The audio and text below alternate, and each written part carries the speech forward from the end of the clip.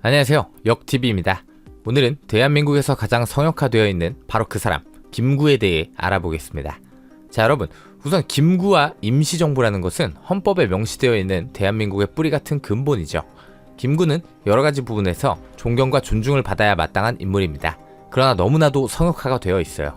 그냥 김구가 사실은 이랬다라는 점만 말해도 순식간에 매국노에 친일파로 몰리게 될 정도로 심각한 성역화가 되어 있죠. 우선 김구라는 인물의 해방 후 행적을 살펴봅시다. 자, 김구는 먼저 반일, 항일의 화신이죠. 많은 역사 강사들이 잘 모르면서 김구가 친일파를 배척했다고 하지만 잘 보면 김구와 임시정부가 고국으로 귀국했을 때 엄청난 환영 인파가 몰렸습니다. 정확한 숫자는 알 수 없지만 대략 15만 명으로 추산하는 서울운동장 임정 개선 환영 대회를 누가 주도했는가? 여러분, 이 행사를 주관한 게 어디냐면 바로 친일 지주들의 자본으로 운영되었던 한민당이 주관했습니다. 한민당은 애당초 임정 봉대론을 밀었고 때문에 여운형이 합류하라고 권유했을 때도 경거망동하지 말고 김구와 임시정부의 귀국을 기다리라고 말했죠. 더군다나 김구가 귀국하고 그의 정당의 가장 중요한 자금으로 한민당의 중심인물 송진우는 김구에게 900만 원을 전달했습니다. 또 김구와 그의 정당에 무려 700만 원을 따로 전달한 곳이 있으니 여기가 어디냐면 일제강점기 대표적 친일 기업인 경성 방직입니다. 자, 사실 귀국 후 김구와 그의 정당의 가장 중요한 자금원은 바로 그가 한평생을 쌓아왔던 친일 부역자들의 돈이었고 김구는 이걸 받았죠. 또 볼까요? 여러분, 김구를 좋아하시는 분들은 경교장이라는 말을 들어보셨을 텐데요. 경교장은 김구가 죽을 때까지 지냈던 저택으로 김구의 사저라고 보시면 됩니다. 이 경교장 역시 원래 일제강점기 알아주는 친일 금강재벌 최창학의 자택이었으나 임시정부가 들어오자 김구에게 언능 헌납했죠. 즉 김구는 해방 후 친일파가 헌납한 저택에서 지냈습니다. 물론 최창학 본인은 자신을 지켜주던 일본 제국이 망했으니 발빠르게 움직인 일종의 안전장치라 볼 수 있는데 김구는 최악의 친일파에게 이걸 받아 죽을 때까지 사저로 사용했습니다. 참 재밌죠? 자, 그럼 김구가 공짜로 받은 경교장이 어떤 곳인지 볼까요? 경교장은 지하 1층, 지상 2층짜리 건물로 부지와 건축 면적까지 합쳐서 서울 한복판에 무려 1600평짜리 울트라 대저택이었습니다. 요즘 재벌들도 이런 데서 못 살아요. 또한 김구가 후원하던 사람이 누구냐? 바로 대표적 친일 문학인으로 훗날 반민특위까지 끌려가는 소설가 이강수입니다. 나중에 이강수는 백범일체 편찬에 직접 참여하기도 합니다. 자, 여러분 어떤가요? 간단하게 정리하면 해방 후 김구가 살던 집, 김구와 그의 정당의 정치자금 역시 친일 부역자 혹은 친일 지주들이 헌납했습니다. 또 김구 본인이 친일파를 후원하던 사람이고요. 김구가 받은 700만원, 900만원이 얼마나 엄청난 돈인가 하면 여러분, 해방 직후 만원의 가치는 대략 지금의 10억 원이라고 보면 됩니다. 당시의 기준으로 보면 쌀 40kg이 35전인데요. 100전이 1원이니까 1원으로 쌀 120kg을 살 수 있습니다. 김구가 받은 정치 자금은 물론 저것만이 아닙니다. 대표적인 친일 지주, 기업에게서 받은 돈 1600만원만 말하는 것입니다. 이게 얼마나 엄청난지 감이 오시죠? 자, 우리 뻥역사 강사 황모 씨의 발언을 볼까요? 실제로 김구 주석이 귀국한 이후에 김성수와 송진우가 경교장에 있는 누구를 만나? 김구를 만났는데 김구 선생님과 무슨 대화를 나누는지는 알 수는 없지만 김구가 그랬을 거야. 너 조직 있어? 돈 있어? 나를 대통령 만들어준다고? 웃기는 소리 하지 마. 내가 중국 대륙에서 그렇게 고생하면서 임시정부 이끌었던 이유가 뭔지 알아? 우리가 조국이 해방되고 민족이 독립되었을 때 나는 친일파들 먼저 죽이고 싶었거든. 당신들 조금만 기다려. 아마 그랬을 것 같아요. 그래서 김구를 지지한다는 그들이 갑자기 김구를 만나고 와서 아주 동태 씹은 얼굴 뭐라고 해야 돼? 아주 동태 썩은 얼굴을 하고 나오더니 갑자기 이승만에게 붙어버리죠. 당연한 말이지만 우리 위대한 황 강사는 김구가 친일 기업이나 한민당에게 돈을 받아먹은 일에 대해서는 절대 말하지 않습니다. 예컨대 김대중이 자신의 지지 기반인 광주 5.18 학살의 책임이 있는 신군부의 노태우에게 30억 원의 정치 자금을 받은 일을 절대 말하지 않는 것과 같죠. 왜? 진영 논리로 역사를 가르치니까요. 거기다가 송진우와 김성수 등이 이승만에게 붙었다? 아니, 아무리 뻥역사로 소설을 쓴다 해도 이런 말도 안 되는 구라가 어디 있습니까? 반탁을 전개하는 김구와 이승만은 서로 결탁하지만 송진우 같은 인물은 반탁에 직접 참여하지 않아 오히려 김구나 이승만과 척을 지게 됩니다. 김구가 한민당을 배척했다? 전혀 사실이 아닙니다. 김구는 한민당을 밑으로 끌어들이려 했습니다. 실제로 한민당이 마음에 들지 않으면서도 정작 그들의 돈은 받았죠. 문제는 한민당의 보스격인 김성수나 송진우 등이 반탁에 찬동하지 않으면서 갈라지기 시작했고, 때문에 송진우가 죽었을 때도 미군정은 김구가 죽였다고 지목했고 수많은 사람들이 김구를 배우로 지목했죠. 이는 좌익의 보스격이었던 여운형이 죽었을 때도 여운형의 가족조차도 김구를 암살의 배우로 지목했을 정도로 심각한 문제였습니다. 자, 이게 왜 뻥역사냐? 그냥 인터넷 검색 한 번만 해봐도 나와요. 김구의 당시 정당이 바로 한독당이죠. 한독당과 그 친일 지주자본의 정당인 한민당은 1946년 4월경 1차 합당 추진을 진행하고요. 1947년 2월경 2차 합당 추진을 진행합니다. 아니, 친일 부역자의 돈을 받아먹고 그들과 합당을 모색했던 김구와 한독당이 도대체 어디서 친일파를 배척했으며 무슨 소설을 쓰면서 저런 뻥역사를 가르치는 겁니까? 김구는 예전 버릇이 나오죠. 찬탁의 방향을 잡은 송진우가 암살당하자 미군정의 총책임자 하지 사령관은 송진우 암살의 배우를 김구라 확신하고 그 유명한 한국전쟁의 기원을 쓴 작가 브룩스 커밍스도 그 책에서 김구가 송진우를 암살했다고 기록했습니다. 자, 그럼 이 시점에서 많은 역사 강사들이 비판하는 이승만의 1946년 6월 정읍 발언을 보면 이것은 지도자급 인사 중에서 최초로 남쪽만이라도 임시정부나 위원회를 만들어 대응하자고 한 발언으로 많은 역사 강사들이 이를 근거로 이승만을 분단의 원인으로 꼽기도 합니다. 그러나 정말 웃기는 소리죠. 자, 그럼 다시 뻥역사를 들어볼까요? 민족 지도자 중에 처음으로 분단을 언급한 이가 있었으니 그게 바로 이승만입니다. 남북한을 통틀어서 가장 먼저 분단을 언급합니다. 이승만이 전라북도 정읍에 가가지고 1차 미소 공의도 휴회가 되었고 다시 재개될 기미가 보이지 않으니 한반도 남쪽에서만이라도 단독 정부를 수립하자. 이게 그 유명한 이승만의 정읍 발언이고 이걸 이승만의 단독 정부론이라고 이야기합니다. 그래서 이승만이 이렇게 정읍 발언을 해요. 이승만의 단독 정부론. 깜짝 놀랍니다. 누가 놀랄까요? 다 놀라요. 어떻게 민족 지도자가 분단을 이야기할 수 있냐고. 분단하면 필히 전쟁인데. 그래서 김구가 이승만과 잡았던 손을 화들짝 깜짝 놀라가지고 놓습니다. 와, 이거 사람 아니야 하고 벽을 칩니다. 이게 바로 정치적 세뇌 뻥역사 교육이죠. 여러분, 당시 북한은 이미 국가가 성립되어 있었어요. 국조선인민위원회는 1946년 2월에 이미 만들어졌고, 여러분, 이건 정부예요, 정부. 이미 1946년 3월 초부터 지주의 토지를 몰수하여 토지개혁에 들어갔고, 이런 걸 그냥 임시위원회나 일반 조직이 할 수 있습니까? 자, 뻥역사 강사의 이 코미디를 보십시오. 김구가 분단을 언급한 이승만을 학을 떼며 아, 이거 사람 아니야 이러면서 벽치고 갈라섰다고 말하고 있죠. 정말 그럴까요? 여러분, 이승만이야말로 이게 사실상 북의 정권에 들어섰으니 우리도 적절한 대응을 해야 한다는 거지, 정읍 발언의 요지를 보면 분단을 하자고 한 게 아니라 우리도 임시정부나 위원회를 만들어야 한다고 하고 있어요. 아니, 저들의 논리라면 이미 1946년 2월 초에 정권 그 자체를 성립한 북한이야말로 분단의 시작이고, 애당초 정읍 발언은 위소공의회가 결렬된 다음 나온 발언인데 대체 무엇이 문제일까요? 아, 웃기지 않아요? 오히려 북한 탓을 해야 맞는 거지, 정읍 발언은 그에 대한 맞대응이라고 보면 되는데 이걸 오히려 탓하고 있죠. 자, 김구가 이승만을 정읍 발언으로 쳐냈다. 전혀 사실이 아닙니다. 애당초 둘은 반탁 및 반소 운동을 정읍 발언 이후로도 같이 연대했고, 단적으로만 봐도 1946년 11월 기록을 보면 그 유명한 제주도 4.3 사건의 서북청년단을 이승만, 한민당과 같이 지원해 준 것도 바로 김구입니다. 1946년 11월 우익단체들이 통합하여 서북청년단이 결성되자 김구는 이승만, 한민당과 함께 서북청년단에 자금을 지원해 주었다.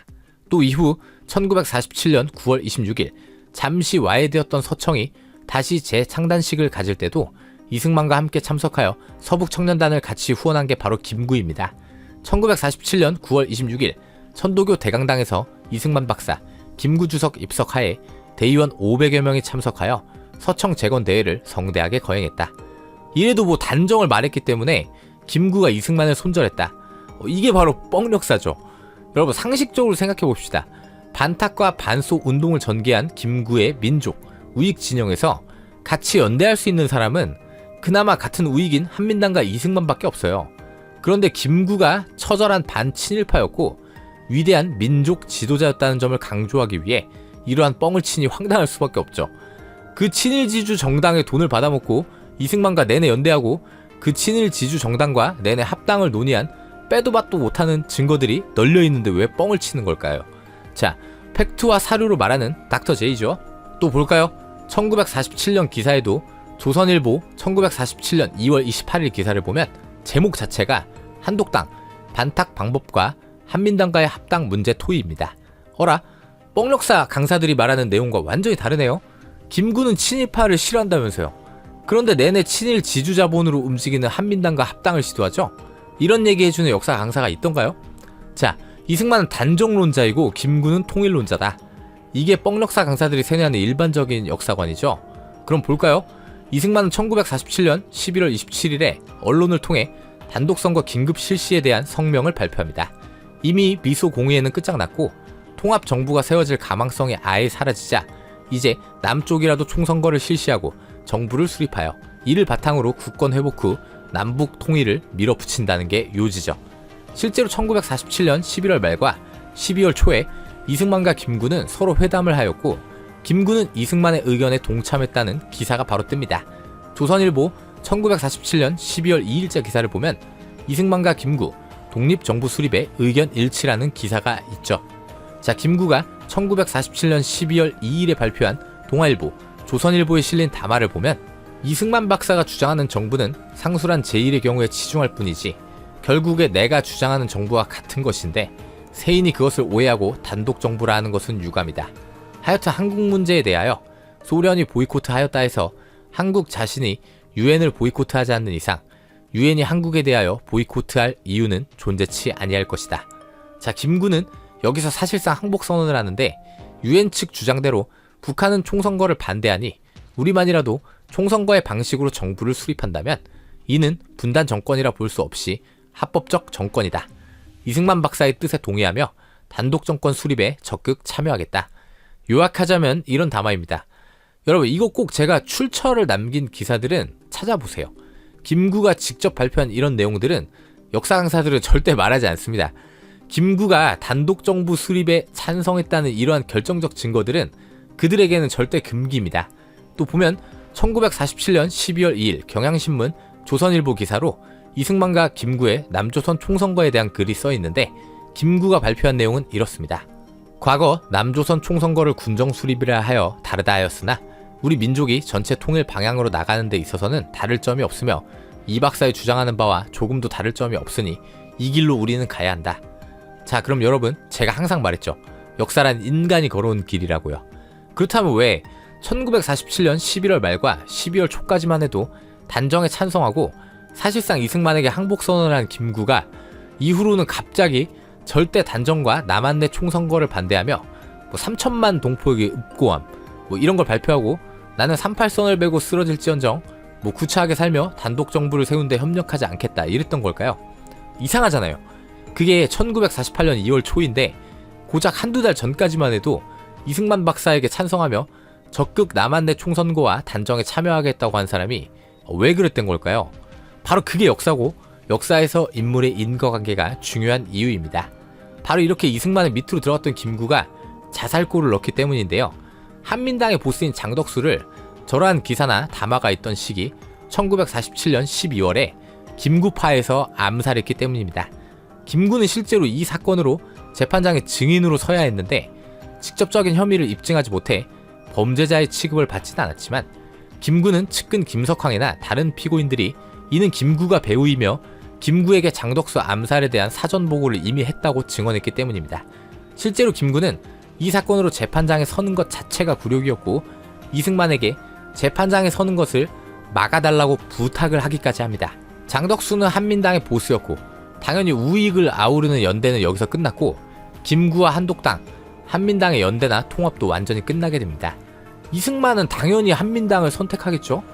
김구는 이 시점에서 아무런 정치적 이득이 될 게 없는 사람이고 한민당을 철저하게 적으로 돌렸으며 한민당은 큰 조직과 돈을 가진 집단입니다. 장덕수는 미군정을 지지하고 이승만파에 가까운 인물이며 한민당의 보스였고 통합의 과정에서도 한민당이 한독당에 흡수되는 것을 막으려 한 인물입니다.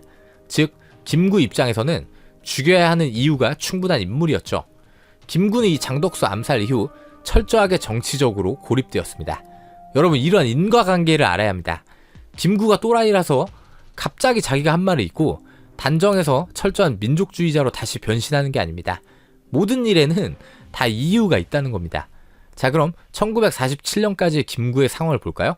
장덕수 암살로 우익에서 정치적으로 고립되는 것은 물론이고 그의 기반은 당연히 몇십 년 동안 내내 노력해왔던 산물인 본인의 임시정부와 광복군이라 할 수 있습니다.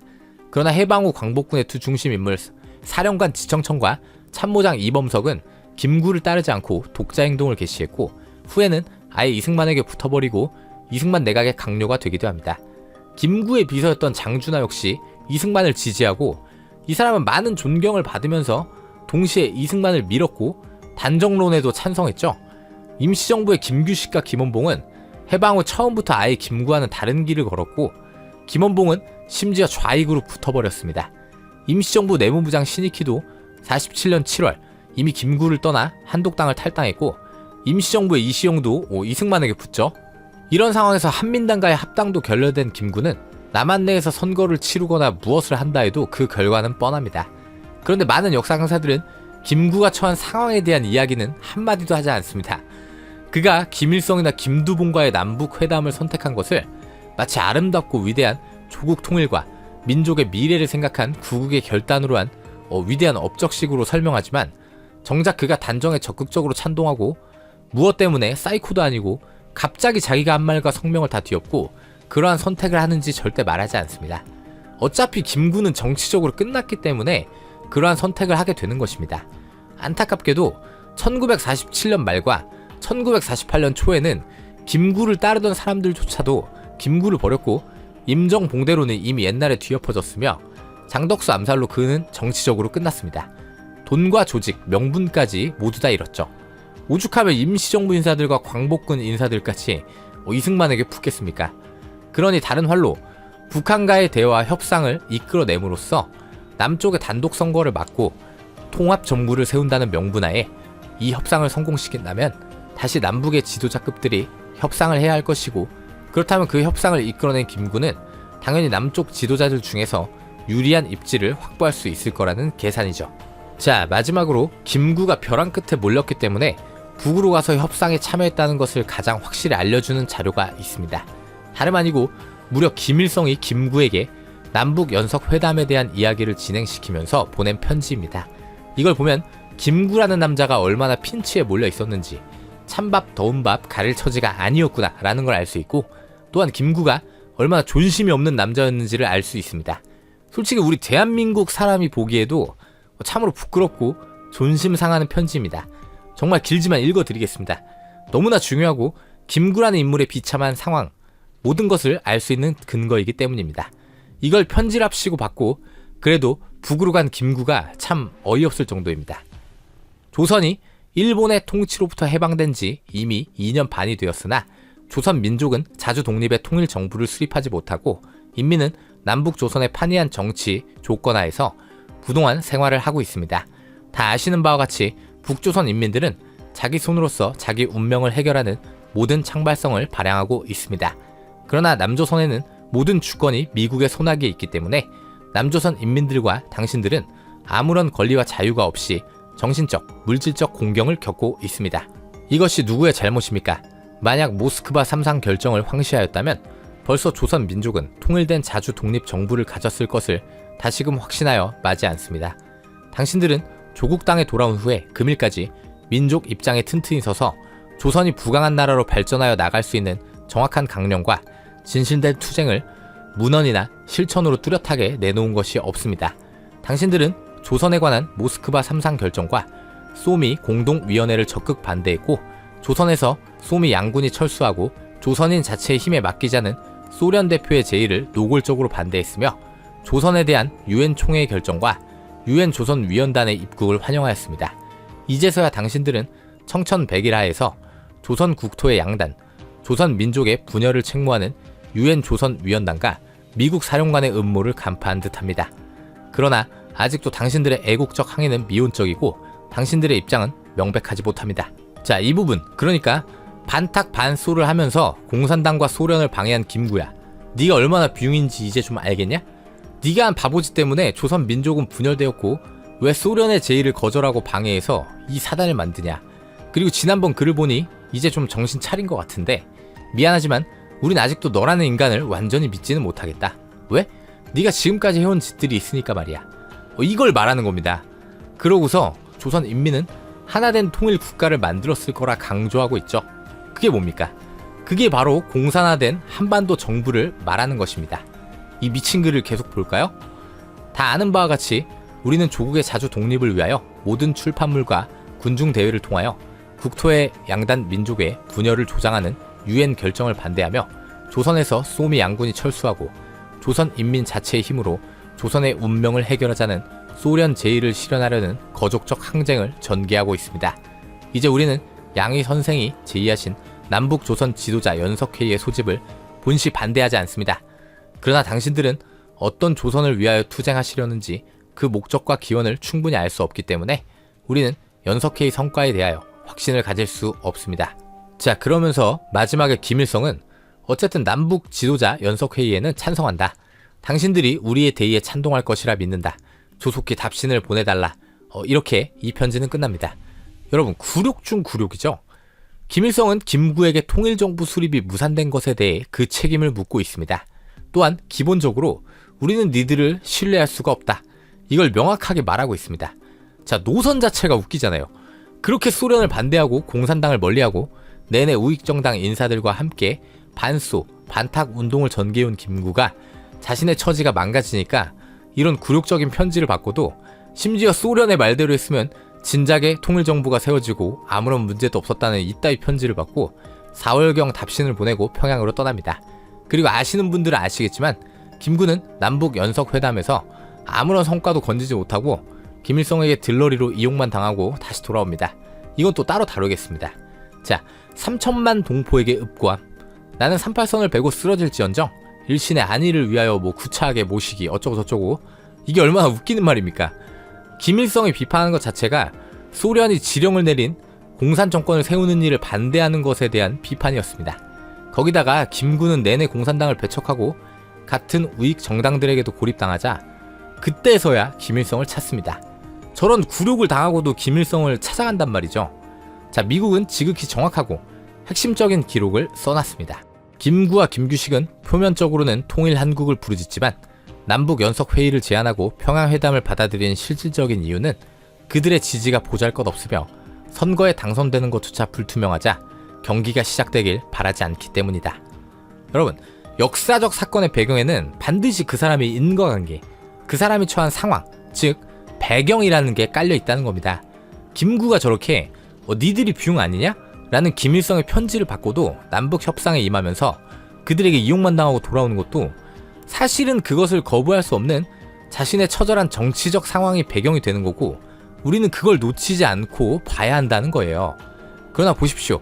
민족적 결단, 숭고한 결단, 위대한 결단이라면서 김구의 북한행을 오히려 찬양하고 있죠. 그들은 그 배경에 대해서 말을 하지 않습니다.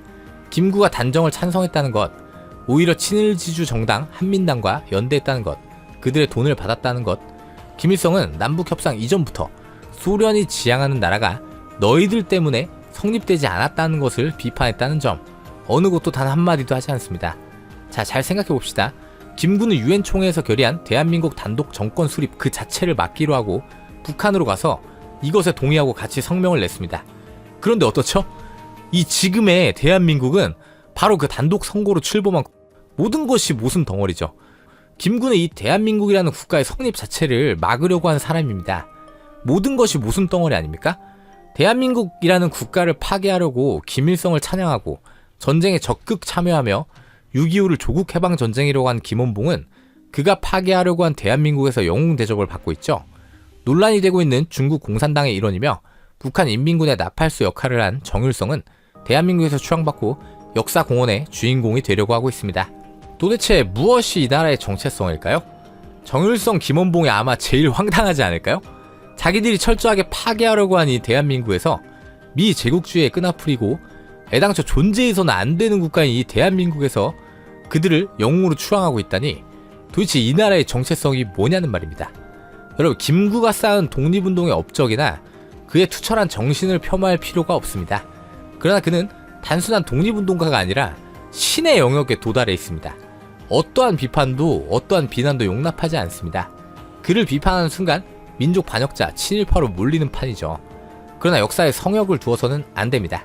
그가 죽인 독립투사 김립이 아무런 증거가 없음에도 백범일지 기록만으로 파렴치한 횡령범으로 몰려 아직까지도 아무런 서운도 받지 못하고 있는 것만 봐도 알 수 있죠. 인물에 대한 성역화는 모든 역사를 왜곡하게 합니다. 앞 영상에서 뻥역사 강사가 역사가 아닌 정치를 하는 것을 보았을 것입니다. 위임 통치 청원서로 그의 논리대로라면 똑같은 청원서를 제출한 김규식이나 이에 동의한 안창호, 여운형도 신채호의 말처럼 나라를 팔아먹은 매국노라 비판해야 하지만 그는 그럴 수가 없습니다. 왜? 역사를 가르치고 있는 게 아니기 때문이죠. 그가 안창호를 매국노라 할 수 있을까요? 그의 논리대로면 똑같은 비난을 가야 맞죠. 여러분 잘 생각해 보시기 바랍니다. 이게 역사인지 말이죠. 뻥역사 때려잡기는 계속됩니다. 감사합니다.